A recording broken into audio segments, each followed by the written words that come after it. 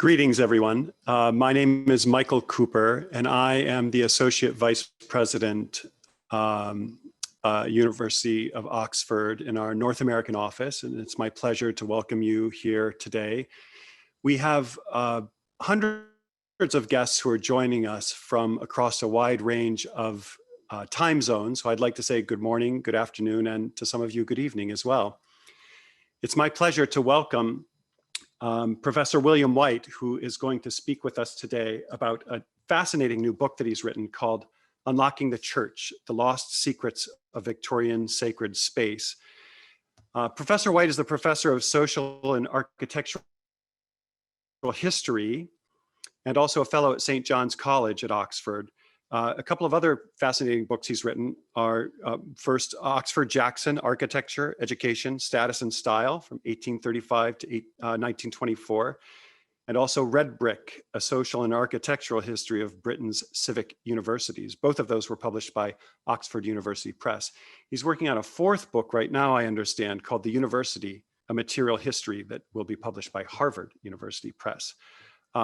Welcome, Professor Whyte. I have to say, it's a fascinating book that you've written. I'm really eager to hear more about the book. One of the things that really caught my attention and interested me is, I think it's in chapter 3, there's a scene where a number of people are brought together by an Anglican priest, Henson, I think his name was, in his the garden of his vicary to talk about temperance, but also about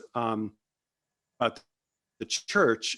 And as I recall from the book, there were some 1,500 people. This was to people during that time. How engaged ordinary citizens were in this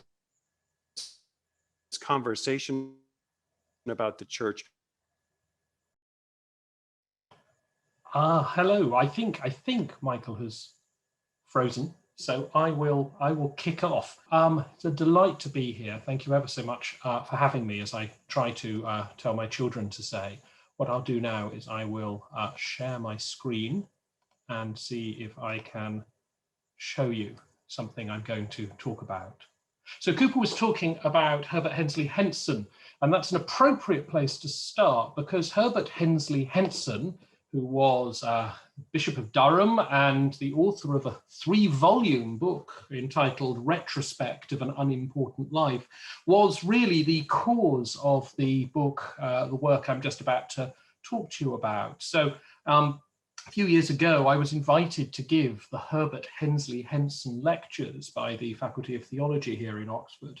And the Herbert Hensley Henson lectures are a series of lectures set out in Henson's will, which are to be given by an Anglican priest or a priest of the Lutheran Swedish Church for some reason, who will talk on, and this is how the letter goes, on the appeal to history as a fundamental part of Christian apologetic.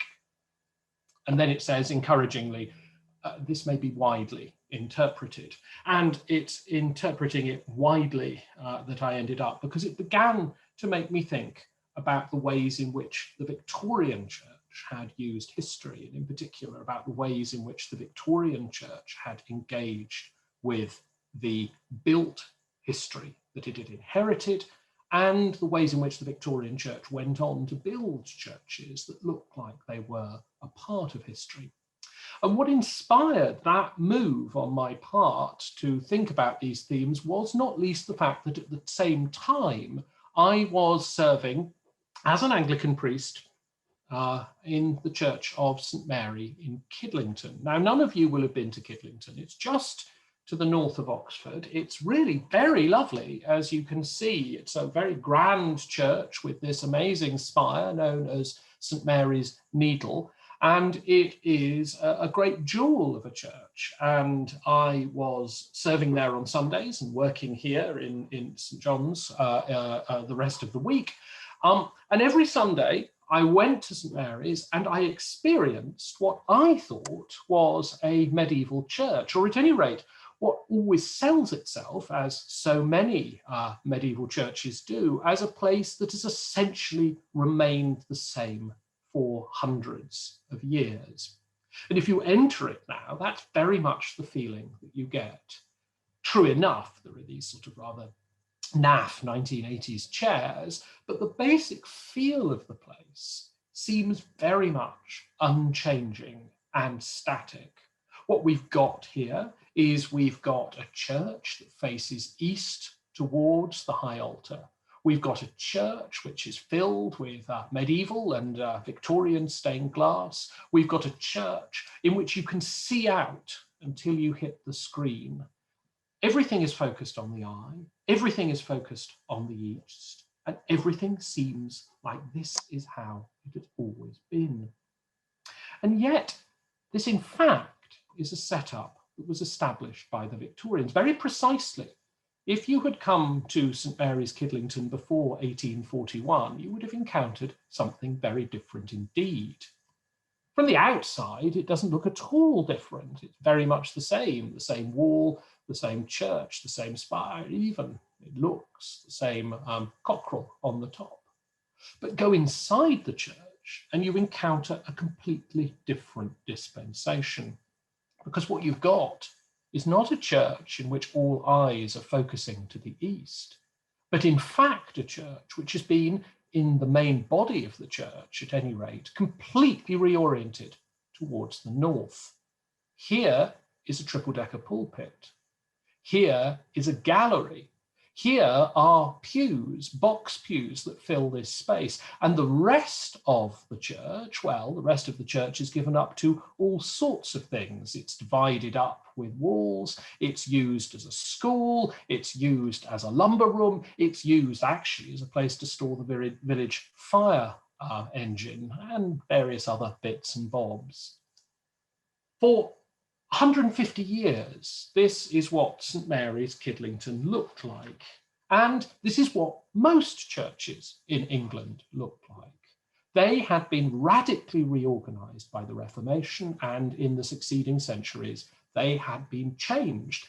The medieval church had to more or less been removed, and instead what you got was a church that was focused not on the east, but often on the north, not on the eye, but mainly on the ear. Everything is focused on hearing someone preach and read from this pulpit.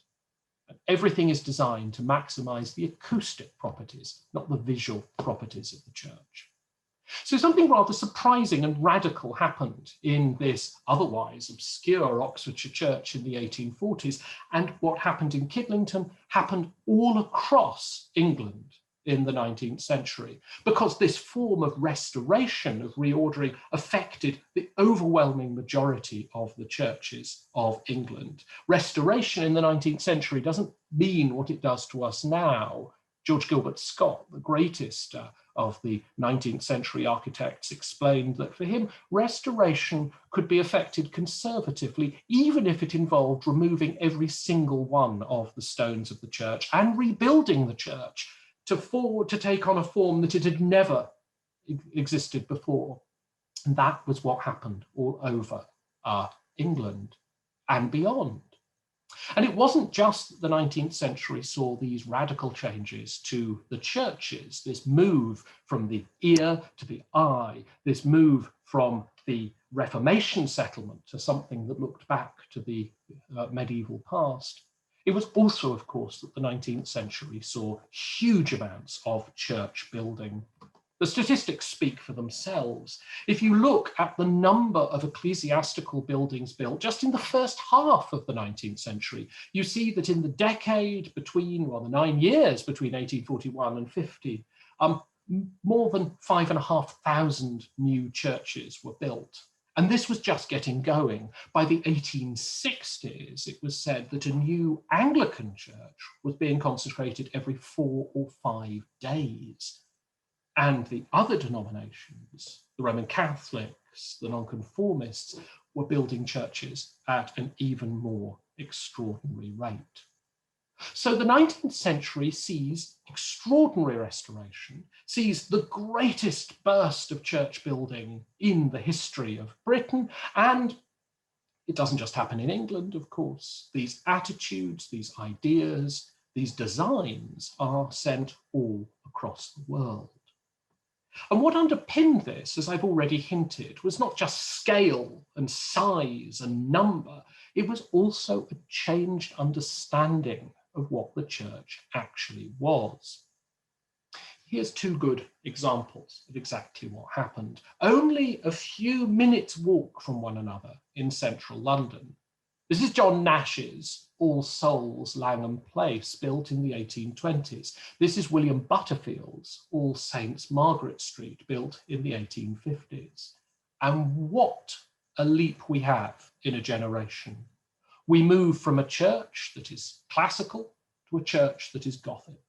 We move from a church that is somber and restrained to a church which represents a profusion of colour, dazzling in the range of things that you see.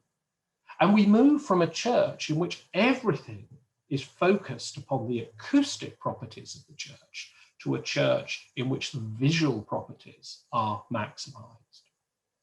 So what I wanted to find out was how and why this happened. And what I found, as I read more into the subject, as I read not just building manuals, not just the great works of the architects, but also some truly awful Tractarian novels, some really frightful poetry. As I looked at sermon after sermon after sermon, I read every sermon, I think, at a church consecration between 1780 and 1850. I could give a sermon on church consecration in about 1845. As I read all of that, what I found was that the change was not just architectural and not just theological. It was a change overwhelmingly debated here in Oxford about the very nature of the church and the very nature of church buildings. So what I'm going to do over the next 15 minutes or so is try and tell you something about that and think about three key themes in the process by which this Victorian revolution in architecture, this Victorian revolution in religious life and in social life, I'd argue, how this actually came about. And so I want to think about history, of course, because Herbert Hensley Henson would want me to think about history, but also because it's obviously important.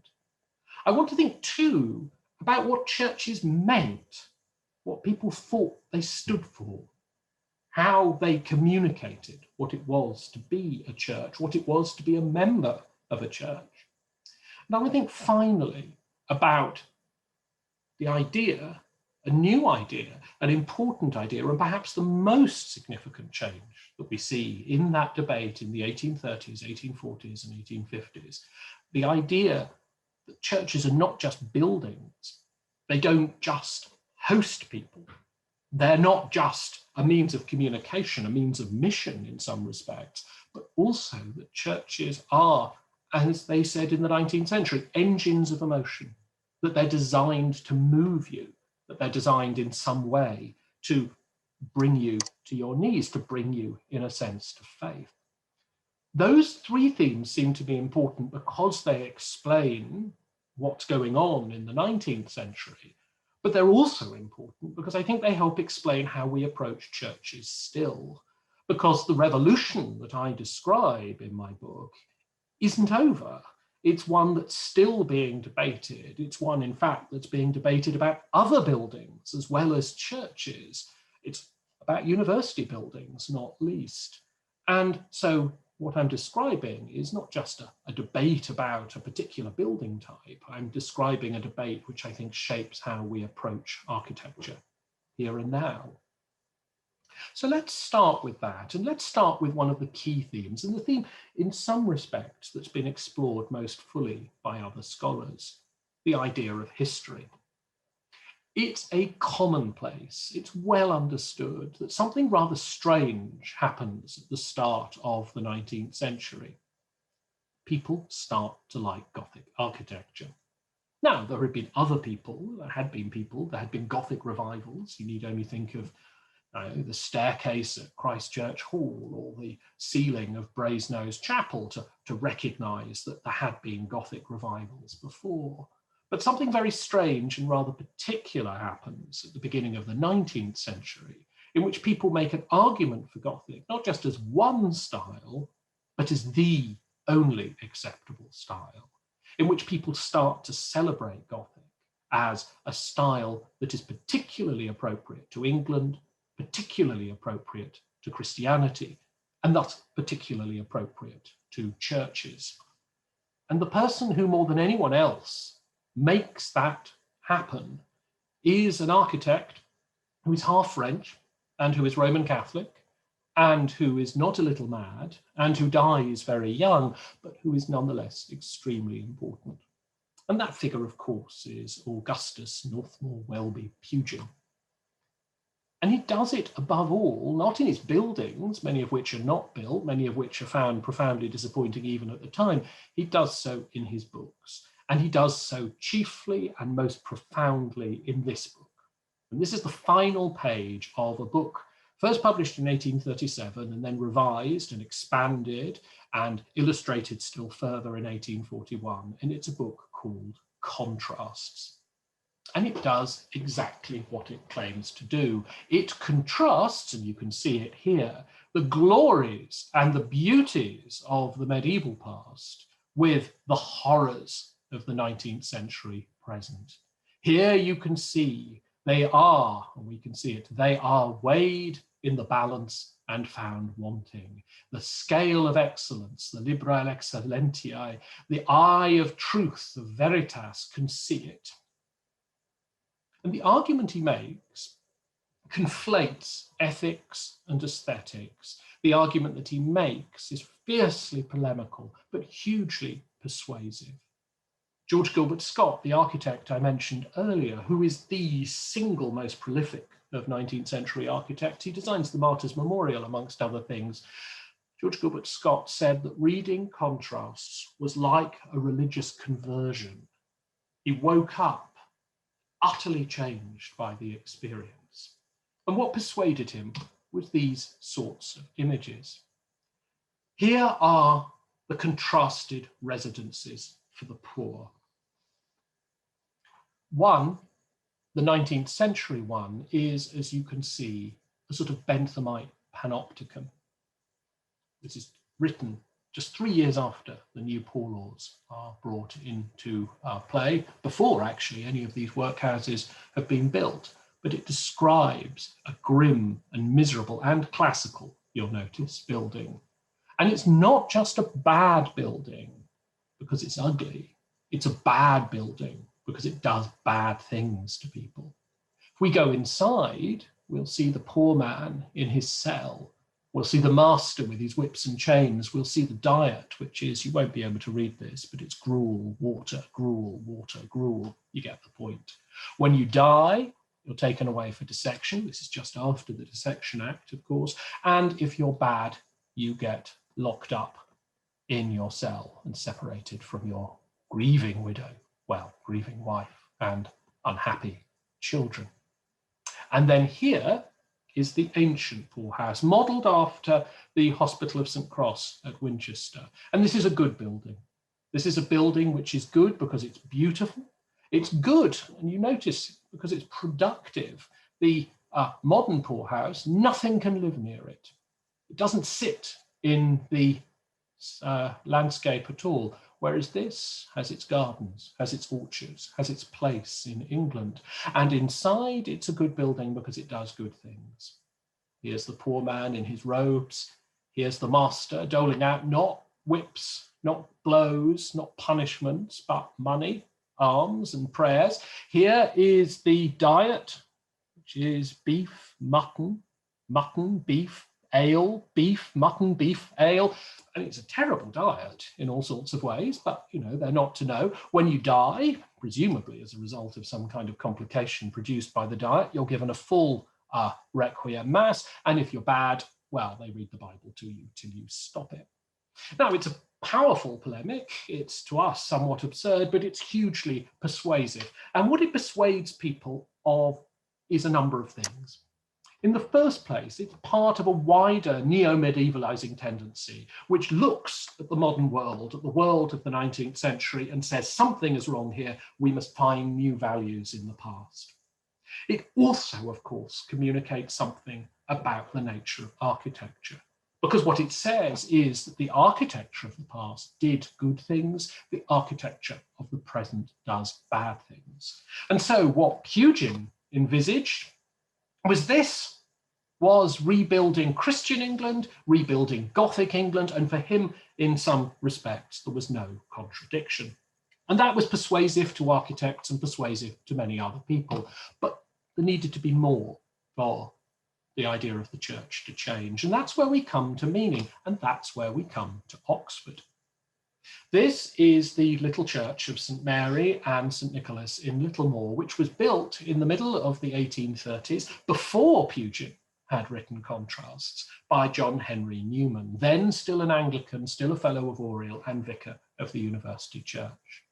And when it was consecrated, Newman gave a sermon that must have lasted about an hour to the people of Littlemore, explaining what this church was. And what Newman said was, do not look on this church as a building, look on it as a book.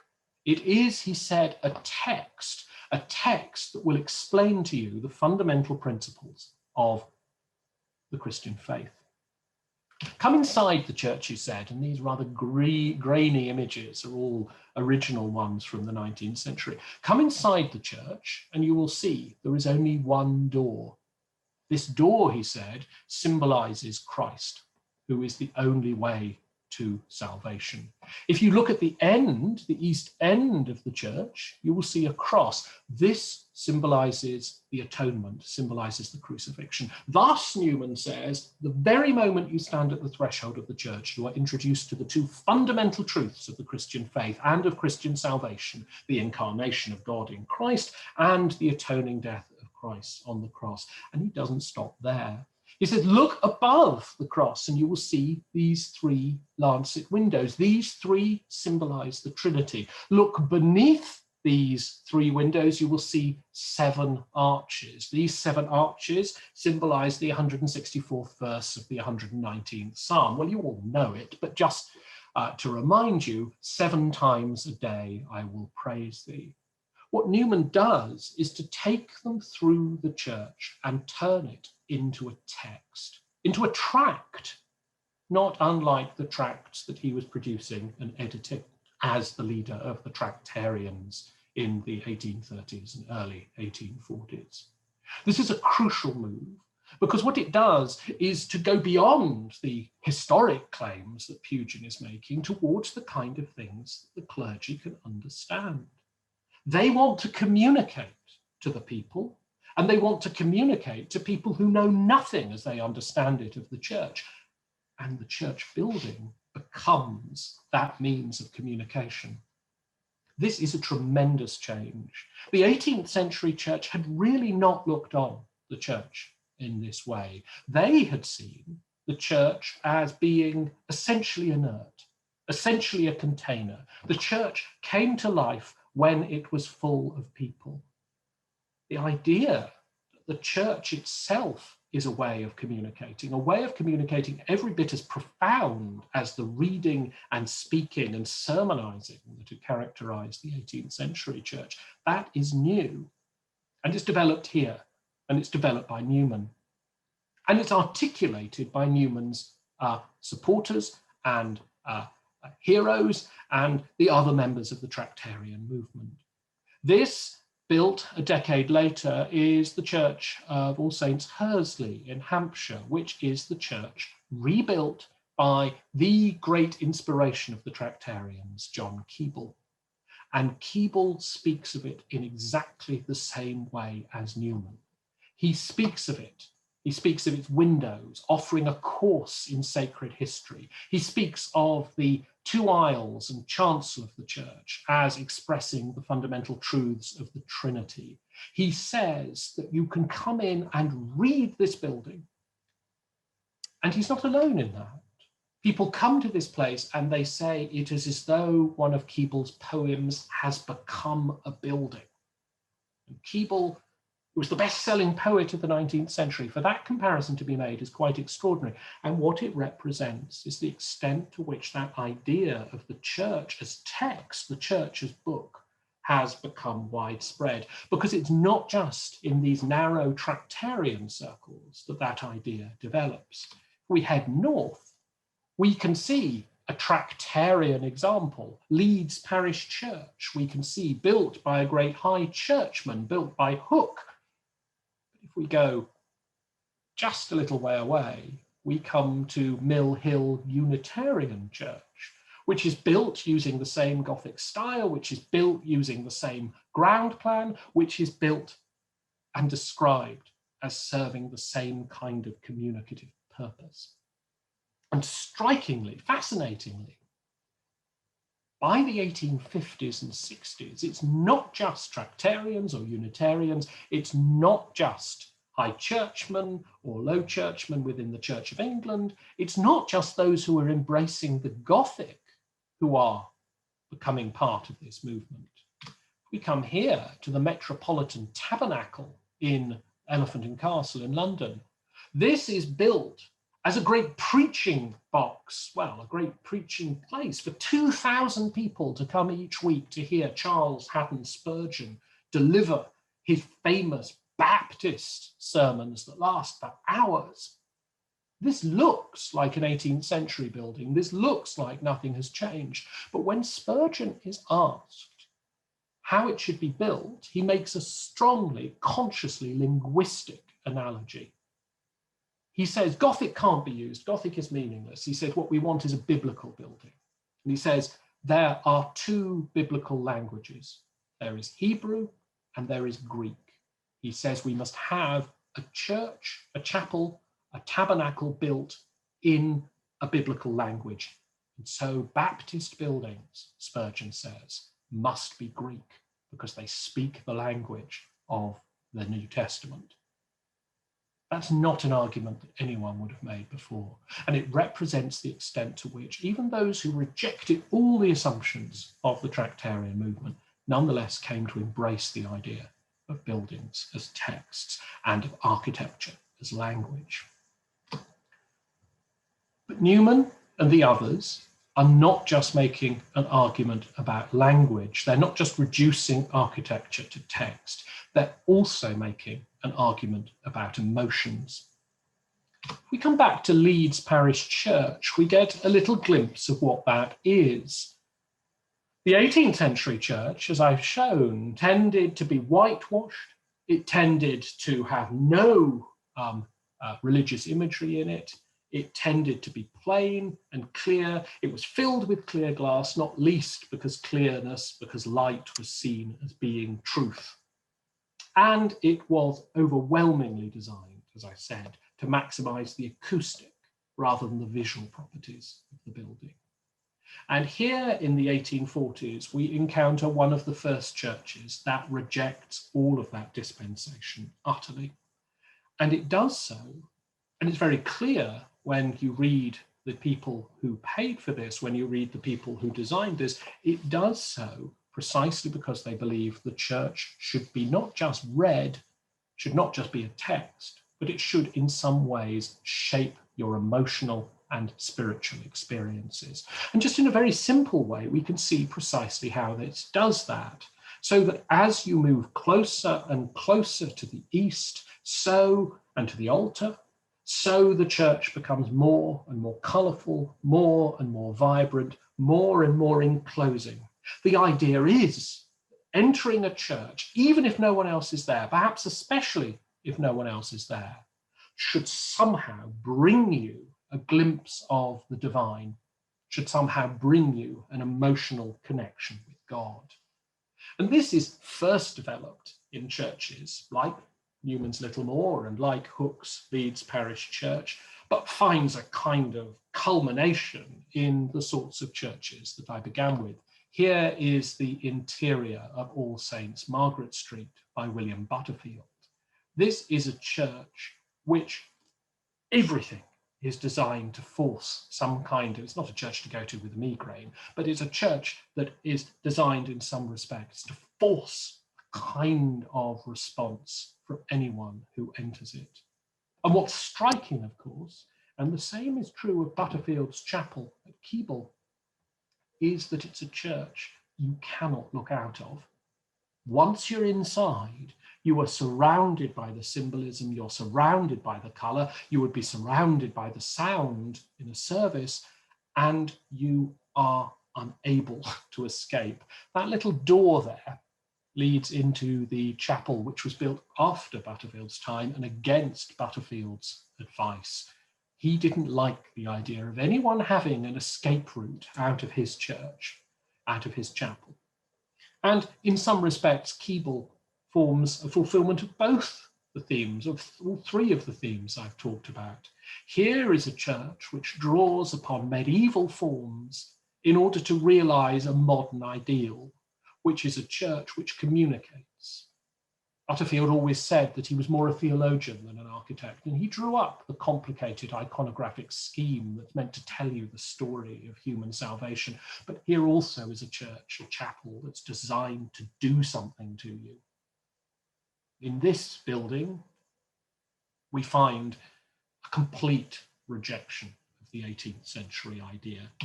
And it's not just here that we find that.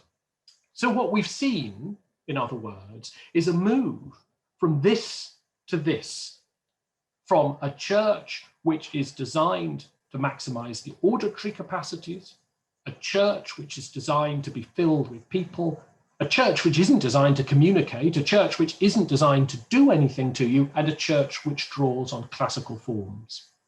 And here in All Saints Margaret Street, or in Keble Chapel, we see its reverse. We see the transformation that I've been giving you an account of today. And as I've said, it isn't just a narrow group of Oxford theologians who do this. The arguments that they make in Oxford in the 1830s and 1840s have an effect well beyond themselves. They have a global effect. One can find this everywhere in the world, in the new cathedrals of Australia, in the diminutive churches of South Africa, in the variety of experiments in North America in church building. You find these basic ideas, these ideas that churches are texts, these ideas that churches are engines of emotion. They are everywhere. And as I've already hinted, they come to shape other people's responses too. This man is Francis Close. Francis Close was one of the leading evangelical opponents of the Oxford movement in the 1830s and 1840s. He was a man who was absolutely, passionately opposed to everything Newman and Keble and the others stood for. He was also hugely persuasive. Close was the perpetual curate of Cheltenham for 2 decades, a period that was known as the Close season. He was a man of such power and importance in Cheltenham that Tennyson, no less, dubbed him the Pope of Cheltenham. He was so popular in the town that over his period as curate there, he was the recipient of no fewer than 1,500 embroidered slippers given to him by a devoted evangelical set of parishioners. He preached against this. In a famous sermon, he said that the restoration of churches is the restoration of popery. But let's look at what happened in his church.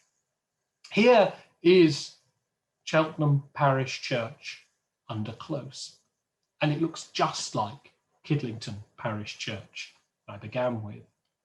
It's a medieval building, but it's a medieval building that has been completely reshaped by the 17th and 18th centuries, with this high triple-decker pulpit on the northern wall, with these galleries designed to maximize the number of people that the church can see, but also to maximize the number of people who can hear the sermon and the readings. Some face east, some face north, some face south, some face west. It doesn't matter where you face in this dispensation. What matters is what you can hear. And then here in the 1840s is what happens to the same parish church. What you can see is the galleries have gone, the box pews have gone, the pulpit has been cut down to size. Everything faces east. The stained glass windows have been installed. ornamentation has arrived. Even in this most profoundly opposed, most profoundly evangelical of churches then, the arguments I've been talking about are operative. And that's exactly what happened in Kidlington too. Here, all of those changes were enacted for all of those same reasons. But the surprising thing is not just that that happened, but also that we've forgotten that it happened. Indeed, still more what's surprising is that when one enters a parish church in England, you expect it to look like this, not like this. When you read about parish churches, you read about them as places filled with symbolism, places that can tell you the story of faith. When you read about parish churches, you read about churches as engines of emotion, places that should evoke an emotional response. That's still true to this day. And it's true also of other buildings. And what it represents is the total triumph of a particular approach to architecture, an approach to architecture that was debated and formed in the 1830s and 1840s, and above all, found its ground of being here in Oxford. Thank you very much.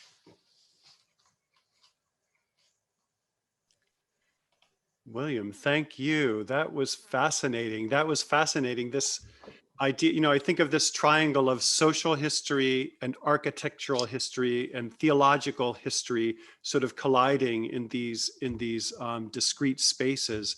And the way that you've brought it all together is really fascinating. I have a couple questions actually for you that I'd like to ask to take the chair's prerogative. But if I may, before I ask my own question, I just want to, we had a very early questioner. You'll remember that we started in Kidlington. We ended up in Kidlington. So early on, Joanne Levitt sent us a message. To be quite frank, it's not a question, it's really an exclamation. She says, "I'm from Kidlington. I listened in that church." That's marvelous. It's the first time that's ever happened, and I had to speak to the North American alumni to achieve that. So that's brilliant. So I thought that was worth mentioning. But it's interesting to me, this idea that the debate influenced the architecture, the theological debate and architectural and social debate influenced the architecture. And I get a sense from what you've said as well, that the architecture in turn influenced the debate further down the line. Yeah. And so I want to ask, to what extent you feel that's true, that these spaces really shaped our thinking about religion going forward and about theology. And if I may, we know that you have a great expertise in universities as well, and university architecture, going beyond the ecclesiastical architecture. And because I've personally been very engaged in this initiative, I think probably many of the participants today know that Oxford has undertaken a huge new project to build this new humanities center. In some ways, maybe a cathedral to the humanities, if you'll forgive the expression, with a major foundational gift from a patron in the U.S., Stephen Schwarzman, a person who has been very successful as a private equity person, Blackstone. And so I know that you've been involved a bit in that project as well. And I'm wondering if you could talk to us a little bit about how these debates about the way that a space makes you feel and the way that you interact with the space and the story that the space tells, if you feel those kinds of considerations are at the table when we're talking about this new humanities center, and also if you have thoughts about how a center like this might change going forward. Just briefly, so people know, it's several faculties are uniting in this center, or co-locating, I should say, 7 different faculties, a new humanities library, a new center for ethics and AI, but also all of these new amenities that Oxford has never had access to before: a 500-seat music auditorium, 250-seat theater, 100-seat film screening auditorium, galleries, television broadcast studios, and that sort of thing. So I'm wondering about this idea of the debate influencing the architecture and the architecture influencing debate, both theologically and in terms of this humanities center, if you don't mind. Yes, no, of course. No, so that's absolutely right. I mean, in terms of the churches, the argument is essentially an intellectual one, which then takes on material form. But you're quite right, is that once the material form has happened, that has all kinds of consequences. I mean, some of those are completely unanticipated. So one of the things that happens is that as they reseat the church, as they reorientate it, as they strip away all the plaster, and most of them have kind of plaster ceilings, which are designed to maximize the acoustic properties of the space. As they do that, the acoustic changes. Now, they hadn't expected this at all. And so that changes what you can do in these spaces. I mean, one thing it does is, and people are outraged at this, is to make it much harder to preach. Every inch, one Baptist writer says, every inch higher is a tax on the preacher's capacity to make himself heard. And, you know, one preacher says, if we're not careful, we'll reach the point where the 45-minute sermon becomes normal. And what he meant was a sermon as short as 45 minutes would become normal. Musically, it changes. You need larger musical instruments. The organ has to grow in size in order to fill that space. What you can do musically, so choirs and forms of singing changed. And so that's an unanticipated consequence. The other thing that changes, of course, is that people enter these spaces, and you enter a space which has been designed in this way, and it feels different. It sounds different, it feels different. You have a different encounter with it. And they go back to their own churches and they say, our churches don't feel right. They feel too much. I mean, one thing you get recurrently is they feel too domestic. They feel too much like houses. They're too comfortable. What we need is to get to something that's going to feel more like you're encountering the numinous. And I mean, I guess that some of those assumptions are present in the kind of discussion we're having about the humanities building, which is, you know, first of all, it's a building that will prove it's worked when it shows that bringing all these people together doesn't just keep things as they are, but changes things. Is that when we bring 7 faculties together and we give them the facilities to stage public events, or to think not just about how to write about music, but how to perform it, not just how to, you know, think about public engagement, but to do it, not just to be next to each other, but to work together, that in some senses the building will prove its validity once it's changed the way in which we think and the way in which we do our research. And I think the other thing about it is that it's got to be beautiful.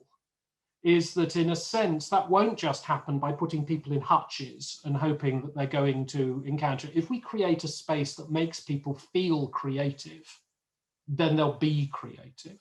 That's the basic assumption. And these are all things that the Victorians are debating long before us. Wow, very interesting, very helpful. I'm going to turn to a couple questions that have come in. Patrick Schmidt says that, you know, tourists to medieval cathedrals such as Charters are often told that the windows and the sculptures were a way of teaching largely illiterate society.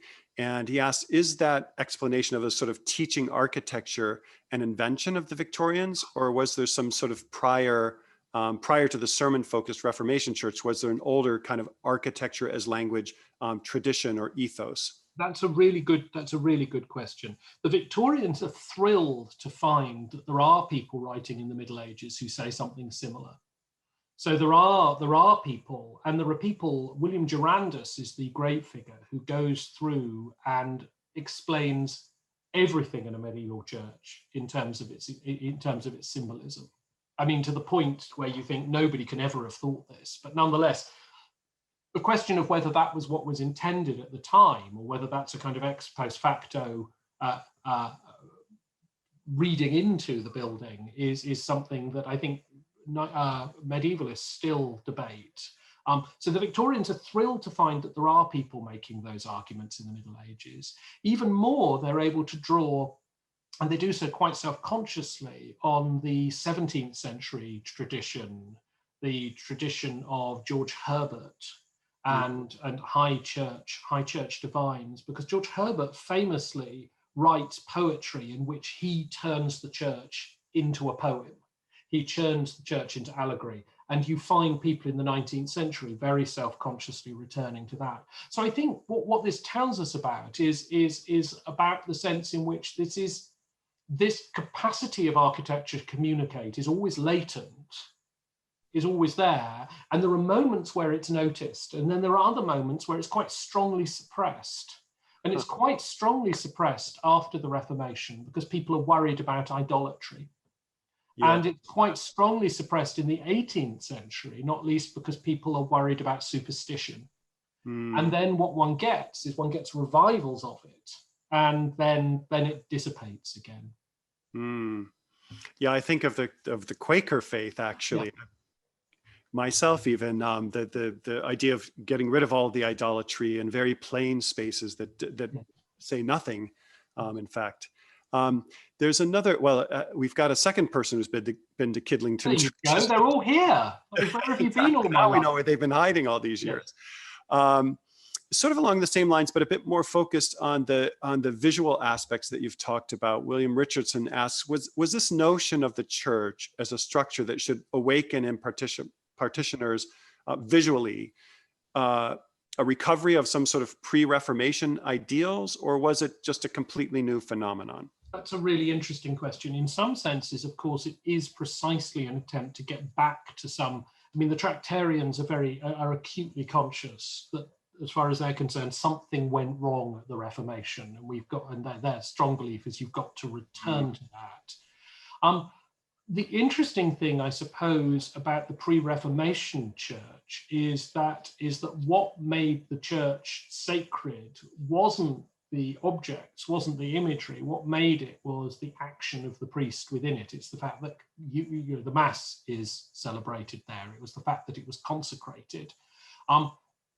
The Victorians are really anxious about whether that's the right answer or not.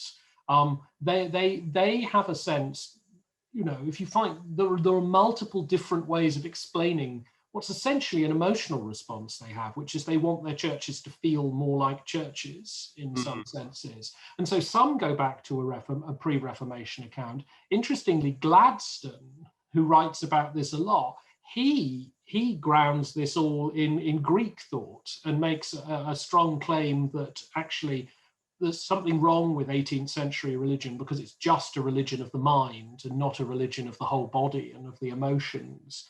And you find other people accounting for it. So yeah, the notion of a church as a structure to awaken parishioners' things is to a certain extent a recovery of a pre-Reformation idea, and self-consciously so. But in other ways, it's very new, and it rests upon new ideas, not least the rise of associational psychology and other sorts of things that suggest your environment is important. Along with all the accolades that I'm trying to sort through to get to the questions, and there are many accolades I can say, many people congratulate you and thank you for the presentation. But it seems like a few questions are touching again on this sort of, you're asked to compare and contrast. So I see one here from Deborah Bowen about, given the profoundly different understanding of the place of Christ, and particularly the atonement, could you please comment on how the Unitarian Church, I think you can see the question as well, yeah? Yeah, absolutely. So, I mean, the single greatest example of the Unitarians having a debate about this is, in fact, in Oxford again. It's in Harris Manchester Chapel. And Harris Manchester Chapel is gorgeous, and it's not as widely known as it should be, but it has, not least, a set of windows by William Morris and Burne-Jones there, and put up in the 1890s as a memorial to the son of two generous Unitarian donors.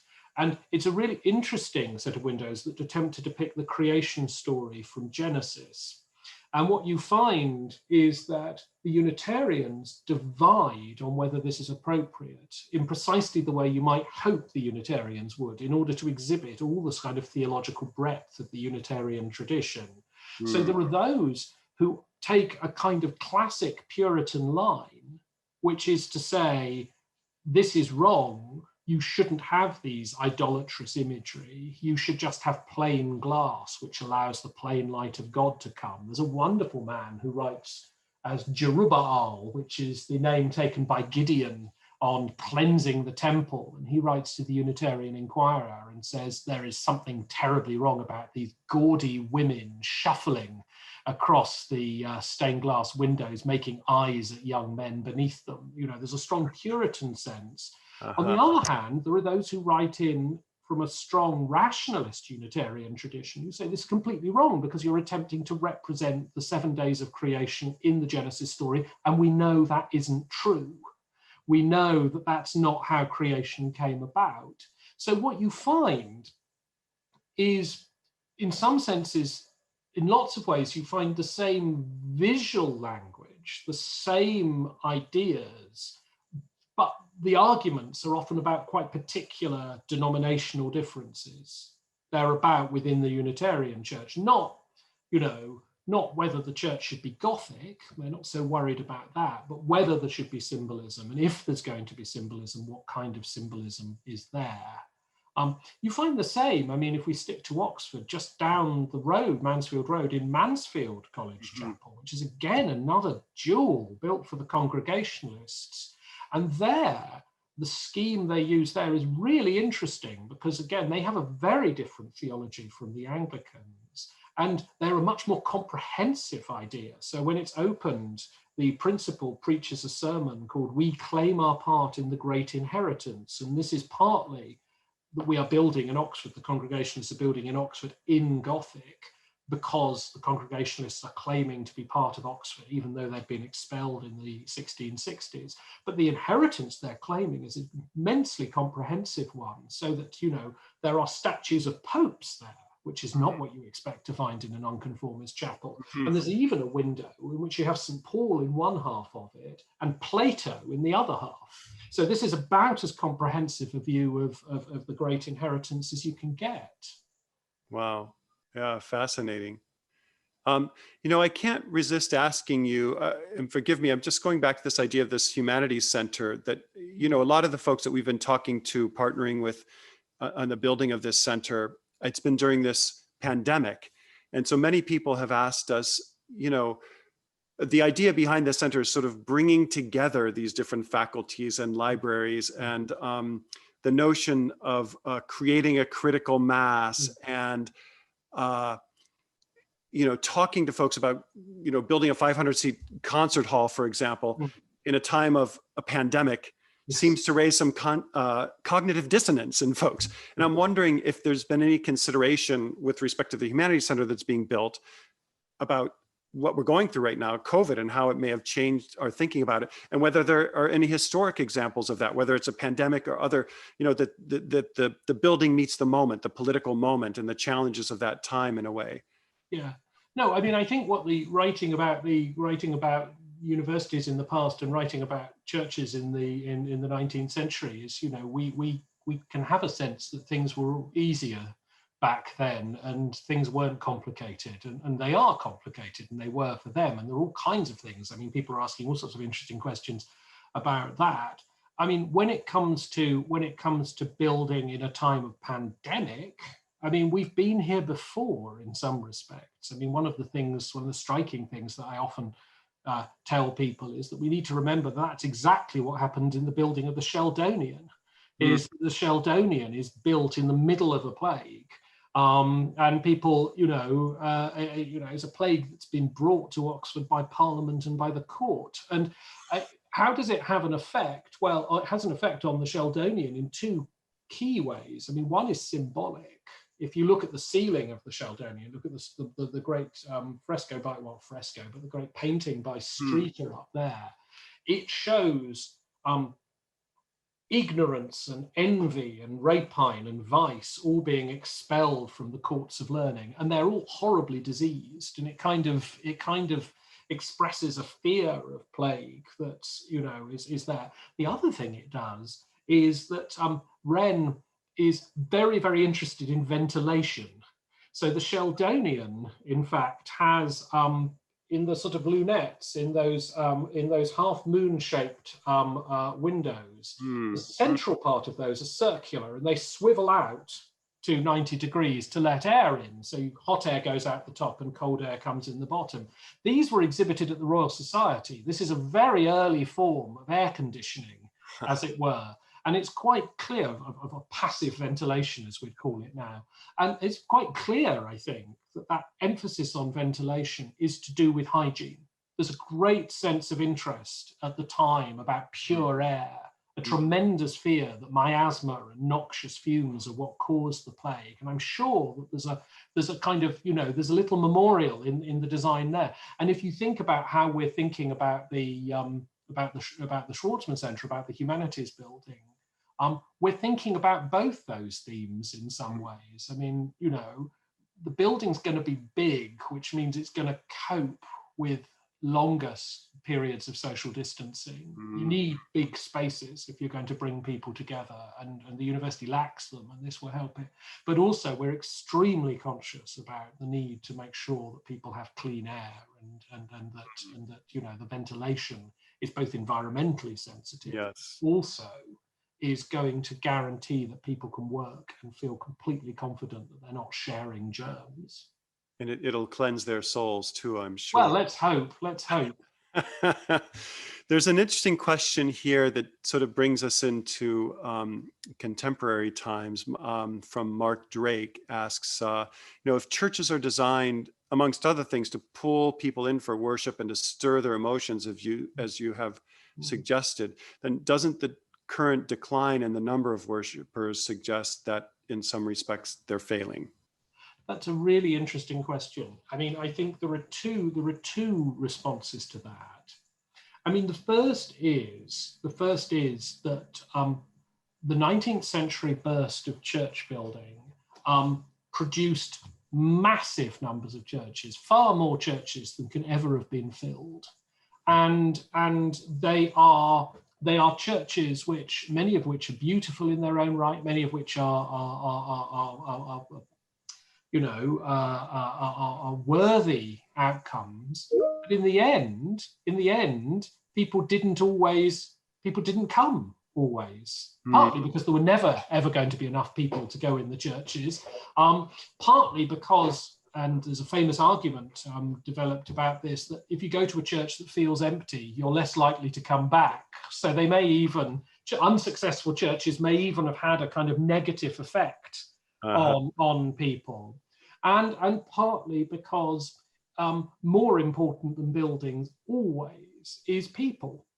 Is that in the end, it's what the church feels like when somebody's running it. It's what your experience is like as part of it that matters more. So, for example, one of the great campaigns of the 19th century was to remove pew rents. So the ways that churches funded themselves was you rented a space, you rented a pew.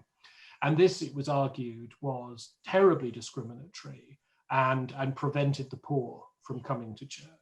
So what they do is they remove the pew rents. And do the poor come? No, because they're not welcome, because they can't afford to dress up, because actually on a Sunday they're still working. So, people are more important. And that relates to the second point, which is that what's happening in churches now, and somebody mentions this in the question, with sort of fresh expressions and all these other sorts of things that churches are doing, is that churches are engaged in a process which can look like undoing the Victorian dispensation. So if the Victorians were worried that churches were too comfortable and too domestic, then modern church restoration is all about installing kitchens and comfortable chairs and making it seem more friendly and less hierarchical. And that can look like we're undoing the Victorian dispensation, but in truth, of course, it's actually just, it continues the same idea that the Victorians had, which is that if only we get the building right, everything will be all right. If only we get the building right, people will come. And the truth is that the Victorian lesson is that it's more than the building. Yeah, you need to get the building right. Yeah, the building needs to be watertight. Yeah, if it's beautiful, then that may attract people. But if they're going to stay, if they're going to become part of a community, if this is actually going to do its job, then it's about the other people and how they welcome them. And whether the chairs are comfortable or not fundamentally doesn't matter very much. At the end of the day. Well, I'm conscious of time. We've really drawn just a bit past our appointed hour at 2:00. I wanted to apologize to all those who've asked questions. We did our best to make our way through dozens and dozens of questions, but I know many of them will go unanswered. Also, I understand that my camera froze at the beginning of the event, William, so I didn't have the opportunity to thank you for your service as the chair of the Oxford Preservation Trust and of Oxford's Historical Society, and also the chair of our own history faculty. Those are important roles that you play, and we're really grateful to you for that. I went online, when I bought the book some time ago, I was looking at some of the reviews that are posted on our local bookseller, Amazon. I don't know if anyone's ever heard of it, but there's one here that says clear and cogent, and the review reads simply, a clear and at times witty survey of what could have been a very dry topic. So I couldn't agree more. This is not at all a dry topic. This has really been a fascinating conversation, and I would encourage folks to pick up a copy of the book if they can at their local bookseller or online, I guess is the best way to do it these days. And I hope, William, we can have you back again at some point, Professor, to talk maybe more about university architecture. I'd be interested that would be lovely. in some of your thoughts, especially with the book that is emerging with Harvard University Press. So with that, I'd like to thank all of those who joined us from, again, so many different time zones, and to thank you, Professor Whyte, for your time and your expertise in sharing these stories with us. Thank you all very much for coming. Thank you. Good day. Bye-bye.